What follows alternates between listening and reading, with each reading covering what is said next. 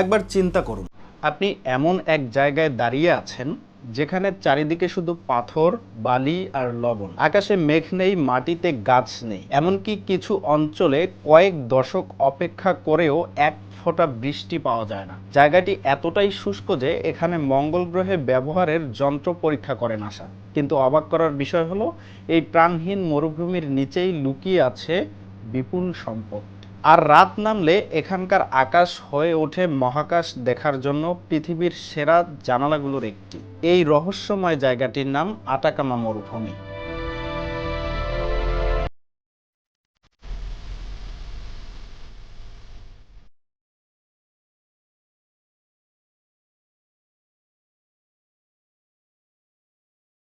দক্ষিণ আমেরিকার দেশ চিলির উত্তরাঞ্চলে এর অবস্থান। মরুভূমিটি প্রশান্ত মহাসাগরের উপকূল এবং আন্দিজ পর্বতমালার মাঝখানে বিস্তৃত। নাসার তথ্য মতে উত্তর থেকে দক্ষিণে এর দৈর্ঘ্য প্রায় 1000 কিলোমিটার। আটাকামাকে পৃথিবীর সবচেয়ে শুষ্ক মরুভূমি বলা হয়, অর্থাৎ উত্তর ও দক্ষিণ মেরুর বরফাচ্ছাদিত মরুভূমি বাদ দিলে এর চেয়ে শুষ্ক মরুভূমি আর নেই। তবে পুরো আটাকামা একই রকম শুষ্ক নয়। কিছু কিছু এলাকায় অল্প বৃষ্টিপাত হয়, আবার এর সবচেয়ে শুষ্ক অঞ্চলে এক দশকে মাত্র কয়েক মিলিমিটার বৃষ্টি হতে পারে। এমন কিছু অঞ্চলের কথাও গবেষণায় এসেছে যেখানে শতাব্দীর পর শতাব্দী উল্লেখযোগ্য বৃষ্টির কোনো রেকর্ড পাওয়া যায়নি। কিন্তু এত কাছে সমুদ্র থাকার পরেও আটাকামায় বৃষ্টি হয় না কেন? এর পেছনে কাজ করছে তিনটি প্রাকৃতিক বাধা।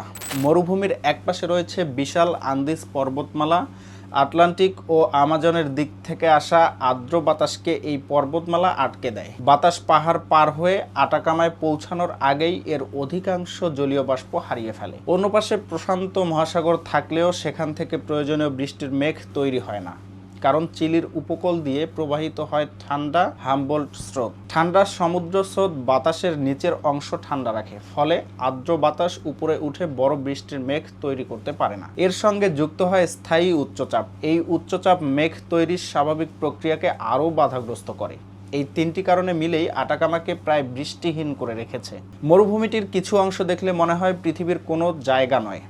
লালচে মাটি, পাথুরে পাহাড়, লবণের বিশাল স্তর এবং প্রায় উদ্ভিদহীন ভূমি, সব মিলিয়ে এর পরিবেশ অনেকটা মঙ্গল গ্রহের মতো। এই কারণেই নাসা এখানে মঙ্গল গ্রহে ব্যবহারের জন্য তৈরি রোভার ও মাটি খননের যন্ত্র পরীক্ষা করেছে। বিজ্ঞানীরা দেখতে চান প্রচণ্ড শুষ্ক মাটির নিচে জীবনের কোনো চিহ্ন শনাক্ত করা যায় কিনা। আটাকামার কিছু মাটিতে এত অল্প পানি থাকে যে সেখানকার জীবাণু স্বাভাবিক বৃদ্ধি প্রায় অসম্ভব। নাসার গবেষণায় শুষ্কতম কিছু মাটিতে অন্তত 10,000 বছর আগের মারা যাওয়া অণুজীবের চিহ্ন পাওয়া গেছে। কিন্তু তার মানে এই নয় যে পুরো আটাকামা প্রাণহীন। কুয়াশায় পাওয়া যায় এমন কিছু এলাকায় বিশেষ উদ্ভিদ জন্মায়, কিন্তু অণুজীব পাথরের ভেতরে বা লবণের স্তরের নিচে লুকিয়ে বেঁচে থাকে। তারা বাতাসের সামান্য আর্দ্রতা এবং কুয়াশা থেকে প্রয়োজনীয় পানি সংগ্রহ করে। এমনকি কয়েক বছর পর পর অস্বাভাবিক বৃষ্টি হলে মরুভূমির কিছু অংশ হঠাৎ ফুলে ভরে যায়। শুষ্ক মাটির নিচে বহু বছর ঘুমিয়ে থাকা বীজ পানি পেয়ে অঙ্কুরিত হয়। কয়েক সপ্তাহের জন্য ধূসর মরুভূমি গোলাপি,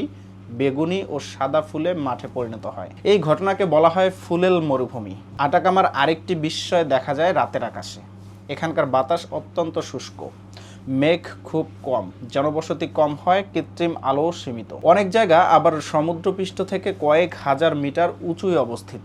এসব কারণে মহাকাশ থেকে আসা আলো অনেক পরিষ্কারভাবে পর্যবেক্ষণ করা যায়। তাই আটাকামায় নির্মাণ করা হয়েছে পৃথিবীর কয়েকটি গুরুত্বপূর্ণ মানমন্দির।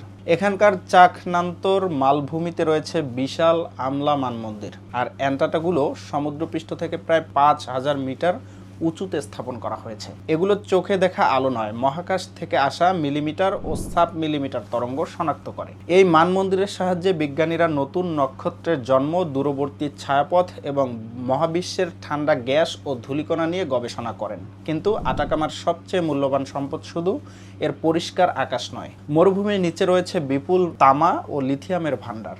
লিথিয়াম বর্তমানে বৈদ্যুতিক গাড়ি, স্মার্টফোন এবং শক্তি সংরক্ষণের ব্যাটারিতে তৈরি করা হয়। আটাকামার লবণভূমির নিচে থাকা লবণাক্ত পানি থেকে লিথিয়াম সংগ্রহ করা হয়।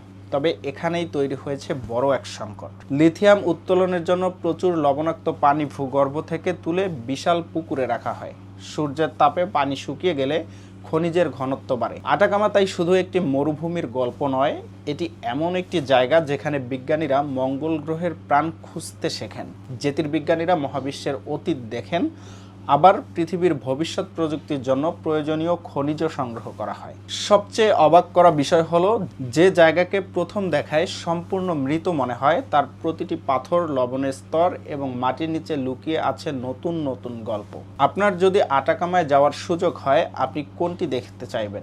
মঙ্গল গ্রহের মতো মরুভূমি, ফুলে ভরা শুষ্ক ভূমি, নাকি অসংখ্য তারায় ভরা রাতের আকাশ? মতামত কমেন্ট করে জানাবেন। পৃথিবীর এমন অজানা গল্প সহজ ভাষায় জানতে চাইলে চ্যানেলটি সাবস্ক্রাইব করবেন।